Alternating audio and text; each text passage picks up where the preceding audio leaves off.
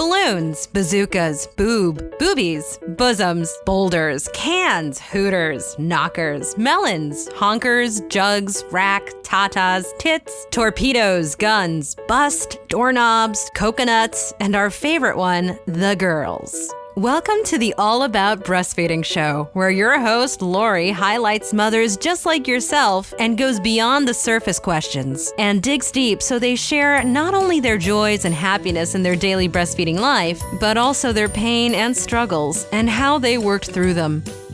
This is All About Breastfeeding, the place where the girls hang out. I am your host, Lori Jill Eisenstadt, IBCLC. Today's show is filled with lots of great tips on getting yourself ready for leaving your baby for that first day of work or school. I know from working with lots of moms that what makes this transition easiest is to be incredibly organized.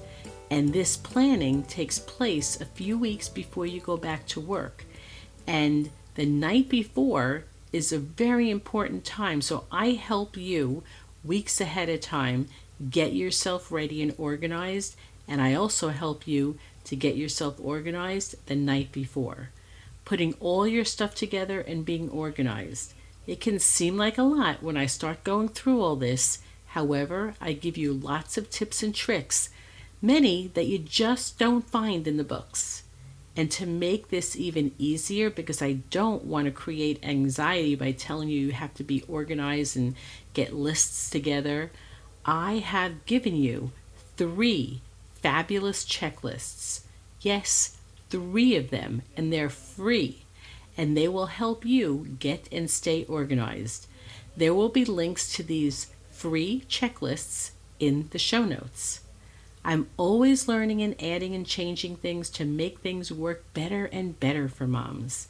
If you have a helpful hint that you would like to share with the All About Breastfeeding community, you can just go to All About Breastfeeding community and join our Facebook group, and you can leave some of your tips and tricks and hints there.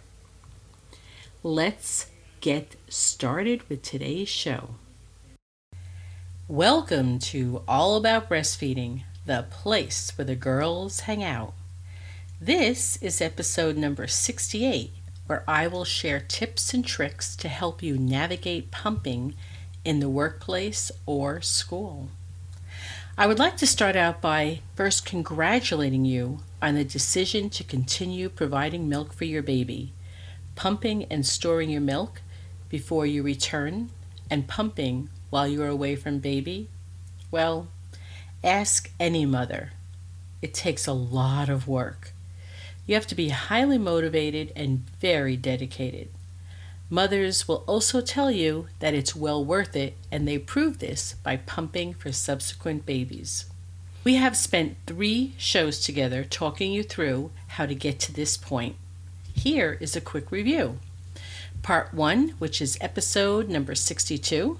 The calendar says it's time to get busy, and we talk about what you need to know how to get started pumping and storing your milk.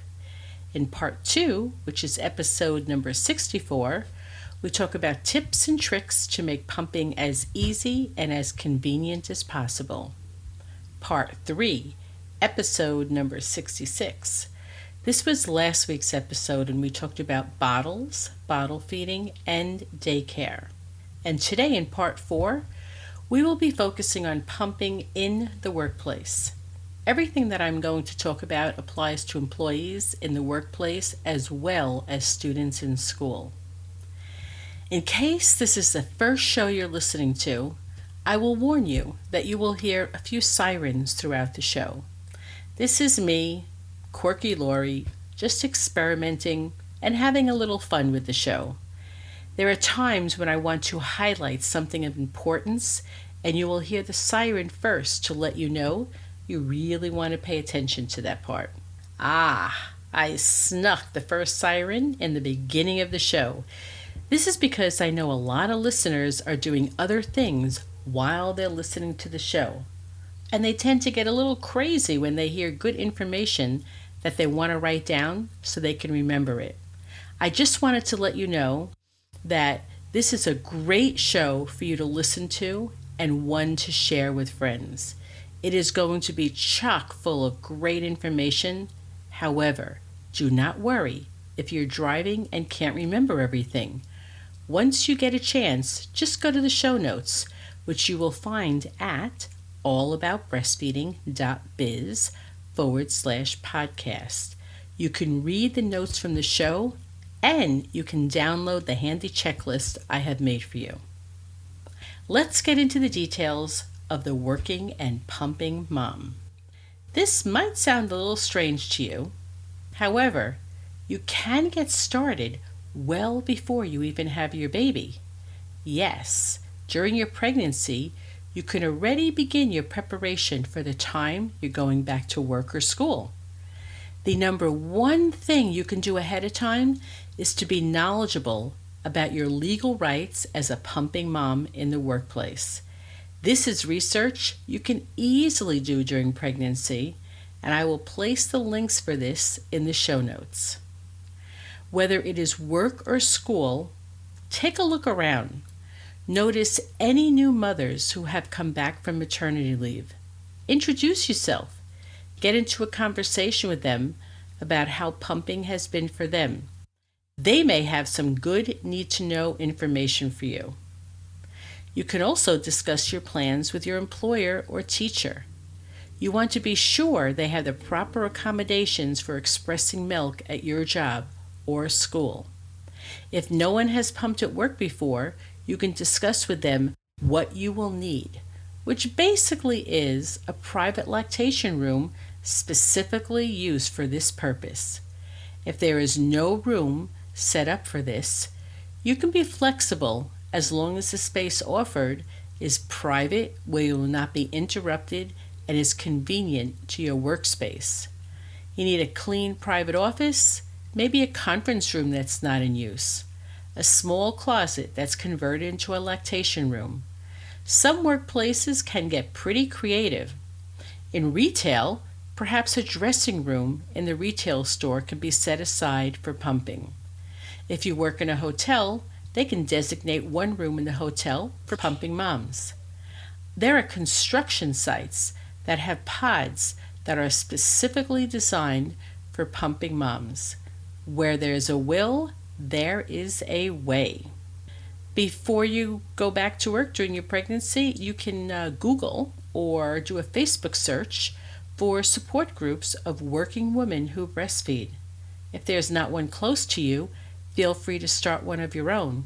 This is a wonderful way to meet other mothers in your community, and moms are always happy to share their tips and tricks also, and you'll get to meet moms that you could hang out with during your maternity leave. Another thing you're going to do is check into childcare. If you're going to need childcare, now's a good time to start thinking about it. The 3 most common choices are on-site daycare, in-home daycare, or a daycare center. Some areas have daycare centers with long wait lists. You wouldn't believe it, but this is true. So, if this is something you're going to require, this is probably the one sure thing you want to be able to look at during your pregnancy. I can tell you that the first 6 weeks after giving birth, searching and visiting daycare centers are going to be the last thing you want to be doing. While this show is not really about finding good daycare, you do want to be sure they are breastfeeding friendly. Some other things to check into when you're looking at daycare. You may need to pump before leaving in the morning or when you come to pick your baby up. You may need to breastfeed your baby in the morning or the afternoon. Do they have accommodations for this? Are they familiar with breastfed babies that are not on a schedule? Breastfed babies who eat until they're full, not until they drink the whole bottle. Some providers work hard to get babies to finish the whole bottle. I call them members of the Clean Plate Club. Are they very stuck on routines, or are they willing to hold your baby off until you get there? The reason for this is that you might prefer to have your baby held off for maybe 20 minutes until you get to the daycare at the end of the day, so you can breastfeed rather than have them give a bottle. The next thing you can do is familiarize yourself with the laws related to pumping at work. What are your rights? What are the responsibilities of your employer? I will also be placing several websites for you to visit on this topic.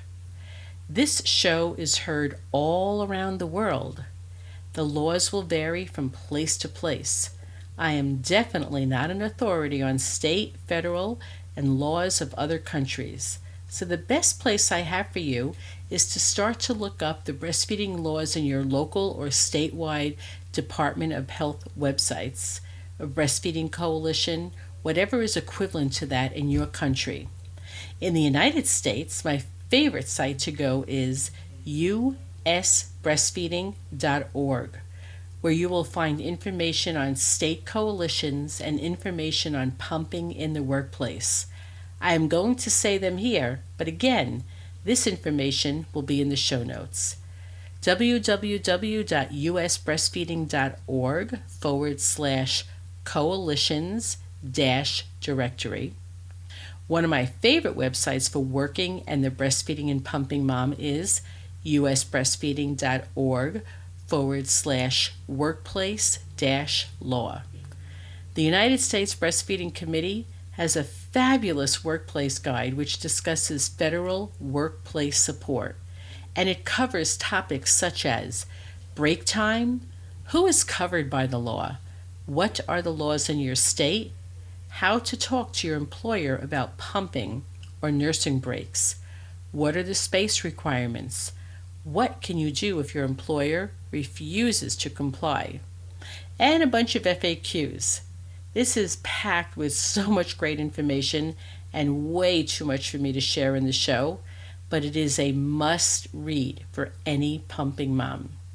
womenshealth.gov is another must read website for pumping moms in the workplace. The information is good for you to know. Plus, the reason I am really charged up is because they have a great program, and it's called the Business Case for Breastfeeding. And it is a comprehensive program designed to educate employers about the value of supporting breastfeeding employees in the workplace. The program highlights how important employer support is to the new mother. The Business Case for Breastfeeding offers tools to help employers provide work site lactation support and privacy for breastfeeding mothers to express milk. The program also offers guidance to employees on breastfeeding and working. They have a 16-page outreach marketing guide, and this guide has chapter titles such as How Employment Affects Breastfeeding, and it talks about how employment plans play a role in a woman's infant feeding decision. We know that some mothers sometimes decide not to continue breastfeeding or pumping because the workplace and their schedule makes it just too difficult. The guide addresses this very issue, and it has chapters such as Successful Strategies for Supporting Working Mothers, where the focus is on solutions for combining employment with breastfeeding. Things such as a place to express milk in privacy, and flexible breaks and work options. Education about breastfeeding and support from supervisors and coworkers. How many times have I heard mothers who take pumping breaks are ridiculed, or coworkers complain that these mothers are getting more break time and more time off. Yeah, I'd like for them to be doing the hard work of what pumping moms are doing. A mom leaving to pump her milk for her baby should never ever be compared to the employee who is leaving their desk for a smoke break. I hear that a lot too. I am so excited for this guide because even as much as 10 years ago and 5 years ago, figuring out how to combine pumping in the workplace was madness for moms. Very few places had a place for you to pump in private that was clean.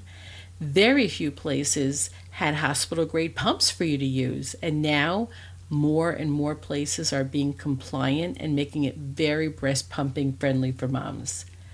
The stress associated with lack of support from their employers create a huge drop-off of moms continuing to breastfeed and pump milk for their babies.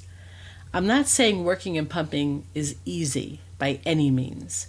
However, we have seen a huge surge in support from employers, corporations, big and small, and that has made it easier for moms to be successful. So far today, we have discussed the various activities you can do during your pregnancy to prepare for your return to work. Now you wait. Enjoy your pregnancy, have your baby, enjoy your time postpartum as a new mom. You listen to the shows that come before this, part 1 through 3, and now I want you to shift your mindset to the day or two before you actually return to work or school. The first day that you will be separated from your baby and he or she will be lovingly cared for and fed by someone else. Here is how to prepare for that day. I hope you're a person who likes to be organized and who likes to prepare.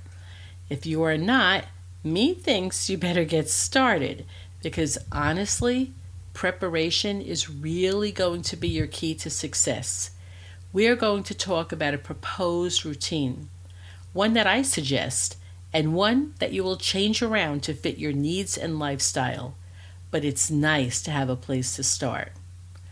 No worries for trying to remember this, as I have a checklist also for you to download on the show notes page about being organized and preparing. The night before your first day back at work, I usually joke about this and say, it's all in the bag. You have to get your milk bag ready. You have to get your pump bag ready. You have to get your diaper bag ready, and you have to get your personal bag ready. Let's start with your milk bag. You're going to want to put freezer packs in the freezer. You're going to want to put the milk in the next day from the freezer into the refrigerator. And you're going to want to take out your milk storage bag that you're going to carry the milk in. Now, some pumps come with a cooler bag. If yours doesn't, choose one that you already like. If you don't have a favorite, look into the Fridge to Go cooler bag or Coleman cooler bags. Any one of these bags, just so that they help keep your milk cool up to 8 hours. Daycare will keep your milk in their refrigerator, but at work you're going to be pumping and need a place to store your milk. At work, you might elect to keep your milk in their refrigerator. I still find it's helpful to have your own, just in case. How many times have you tried to put your lunch in the workplace fridge, only to find out that it is really, really yucky, dirty? Or that it is filled to the brim and you have to move things around in order to squeeze your lunch in. So for these reasons, I just like for you to be prepared with your own cooler bag. Now, your pump bag. This can be a larger bag that you put the pump motor in, along with the parts and any containers you are going to be pumping into. Having a second set of parts to pump into is really smart. You can keep this. I have suggestion to have a non-perishable bag in the car. You want to put microwavable steam bags to clean the parts in there, and a picture of your baby. And you might want to think about having this picture laminated to keep it from getting wet. Depending upon the pump you have, this might all fit in one bag with motor and parts and cooler. You can also think about bringing a couple of Ziploc bags to keep your parts in. When they're dirty, you may not have time at the moment to wash them, but if you have a second set, you can put the parts that you pumped into the Ziploc bag, and then you'll have your second set to go with. You'll also want to put extra nursing pads in your pump bag. You can never have too many nursing bags and nursing pads, and I would put them in several different places. Now you have your diaper bag. You want to include everything that daycare will need for your baby, and you want to put twice as much as you think you'll need in diapers and wipes and change of clothes. Then you're going to have your bag, which you're going to leave in a car if getting to the car is easy. So in this one bag, you want to put anything non-perishable that you think it will be good to have extra of. So extra clothing for you. If you get spit up on your clothes, you get milk on your clothes, you leak through your shirt, it's always nice to have an extra pair. You want to have a bunch of breast pads. You want to have an extra bra. And you want to have a hand pump. Hand pumps you want to keep with you, put it in your car, but in case your pump should break down or you should forget your pump, you always have your hand pump. I know it sounds like a lot, but remember, the diaper bag is going to be left with your baby, and the other bag is going to be one that you keep in the car. Now you're going to have your personal bag that you typically take to work with you. It's going to have all your personal items, your pocketbook items, your lunch bag. Also, it's going to have, that's where you keep your phone. And it's great to take a pair of earphones, earbuds that you could listen to music or whatever it is that you want while you're pumping. So in the morning, you can start a routine using another checklist. So the night before, you're getting all those bags ready. Everything for pumping, and your diaper bag, your personal bag, and now it comes to the morning. You're going to put the freezer bags in your cooler bag along with the day's milk and put it by the front door. You're going to take your diaper bag, which you put all together the night before, and put it by the front door. You're going to put your pump bag by the front door. Your personal bag with extras of everything that is non-perishable, you're going to put that by the front door also, and when you put it in the car, you're just going to leave it there. And you're now going to take your work bag, where you will probably have your pocketbook, your iPhone, earbuds, anything you're going to take with you when you pump, and a hands-free bra. I didn't mention a hands-free bra yet, so there are bras that you can purchase that wrap around your chest, that you zip up, and have little holes in them that you can put the parts to your pump in, and it will hold the parts in place so that you don't have to hold the parts in place on your own. If you just Google hands-free bra, Medela makes one called Easy Expression. There's another brand called Simple Wishes. They're both good. Just find one that you like and keep it with you. Hint: if you are a forgetful person, I suggest you download my checklist, which you will find in the show notes. You can make many copies of this list and just put it with your keys and pocketbook and just check off everything every morning before you go out the door so you don't forget anything. Now, when you're at work, I need for you to remember to pump. Try hard not to let too many hours go by without pumping. You will need to pump each day about as many times as your baby is taking bottles. So if your baby is taking 4 bottles while you're gone, it's really important for you to be pumping 4 times. This may change in a few weeks as you get your bearings and learn of any patterns that your baby is doing. But in order to keep up your supply, I'm going to say it's going to be pretty important for you to pump as many times as your baby would be taking bottles. Helpful hints when pumping. If you're able to easily relax and you experience letdown fairly easily and quickly, then you're doing fine, and you may not need any of the tips I'm going to mention. But for some, it takes some time adjusting to pumping milk in a work environment. So for easier pumping, try these tips before you start to pump. Try and listen to music and relax as much as you can. Gently massage your breasts. Gently rub your nipples. Visualize the milk flowing down. Think about your baby. Use a photo or a baby's blanket. You could wrap it around your neck and smell it while you're pumping.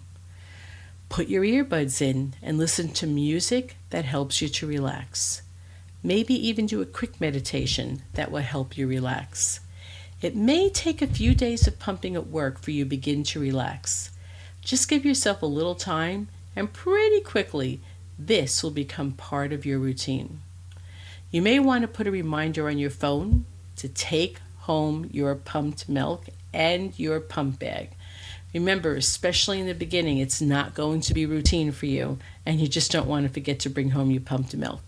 You want to keep in touch with your baby's provider while you're at work and find out if he or she is close to feeding time. The reason is you may want them to hold off on giving your baby a bottle If you know you're going to be there in 15, 20 minutes or so, you'd rather just breastfeed your baby, reconnect in a relaxed fashion, and do that rather than pumping. So this is a big transition for most mothers and babies. If at all possible, keep things calm and relaxed at home in the evenings, particularly that first week back at work. Give yourself a chance to get into routine before you start making too many plans in the evenings. Perhaps have a few frozen meals put away for that first week, or plan on getting takeout food a few nights that first week, just to help ease yourself into this transition.